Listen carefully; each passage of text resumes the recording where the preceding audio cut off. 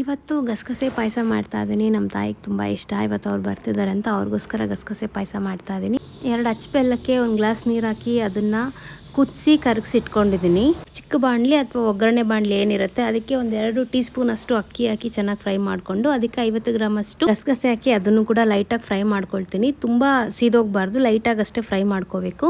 ಅದನ್ನು ಒಂದು 5 ನಿಮಿಷಗಳ ಕಾಲ ತೆಗೆದಿಟ್ರೆ ಅದು ಸ್ವಲ್ಪ ತಣ್ಣಗಾಗುತ್ತೆ. ಸೊ ತಣ್ಣಗಾಗಿರೋದನ್ನ ಒಂದು ಬ್ಲೆಂಡರ್ಗೆ ಹಾಕಿ ಪುಡಿ ಮಾಡ್ಕೊಬೇಕು. ಬಿಸಿನಲ್ಲಿ ಪುಡಿ ಮಾಡ್ಕೊಳಕ್ಕೆ ಹೋಗ್ಬೇಡಿ, ತಣ್ಣಗಾದ್ಮೇಲೆ ಪುಡಿ ಮಾಡ್ಕೊಳ್ಳಿ.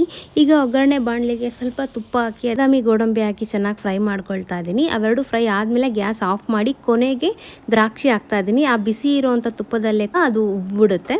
ಸೊ ಈಗ ಫ್ರೈ ಆಗಿರೋವಂಥ ದ್ರಾಕ್ಷಿ ಗೋಡಂಬಿ ಬಾದಾಮಿನೆಲ್ಲ ತೆಗೆದು ಸಪ್ರೇಟಾಗಿ ಇಟ್ಕೊಂಡು ಒಂದು ಬಾಣಲಿಗೆ 1/2 ಲೀಟ್ರಷ್ಟು ಹಾಲು ಹಾಕೊತಾ ಇದ್ದೀನಿ. ಚೆನ್ನಾಗಿ ಕುದ್ದ ಮೇಲೆ ತೆಂಗಿನಕಾಯಿನ ಸಪ್ರೇಟಾಗಿ ರುಬ್ಕೊಂಡು ಹಾಲು ಮಾಡ್ಕೊಂಡಿದ್ದೆ. ಸೊ ಅದನ್ನು ಈಗ ಆ್ಯಡ್ ಮಾಡ್ತಾ ಇದ್ದೀನಿ. ಇದಕ್ಕೆ ರುಬ್ಬಿಟ್ಕೊಂಡಿರೋವಂಥ ಅಕ್ಕಿ ಮತ್ತು ಗಸಗಸೆನೂ ಕೂಡ ಹಾಕಿ ಮಿಕ್ಸ್ ಮಾಡ್ತಾ ಇದ್ದೀನಿ. ಇವಾಗ ಇದಕ್ಕೆ ಸ್ವಲ್ಪ ಏಲಕ್ಕಿ ಪುಡಿ ಹಾಕಿ ಬೆಲ್ಲದ ಪಾಕನೂ ಹಾಕಿ ಚೆನ್ನಾಗಿ ಮಿಕ್ಸ್ ಮಾಡಬೇಕು.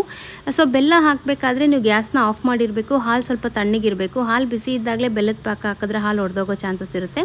ಇವಾಗ ಫ್ರೈ ಮಾಡಿ ಇಟ್ಕೊಂಡಿರೋಂಥ ಡ್ರೈ ಫ್ರೂಟ್ಸ್ ಹಾಕಿ ಲೈಟಾಗಿ ಅದನ್ನು ಮಿಕ್ಸ್ ಮಾಡಿದ್ರೆ ಗಸಗಸೆ ಪಾಯಸ ರೆಡಿ ಆಯಿತು.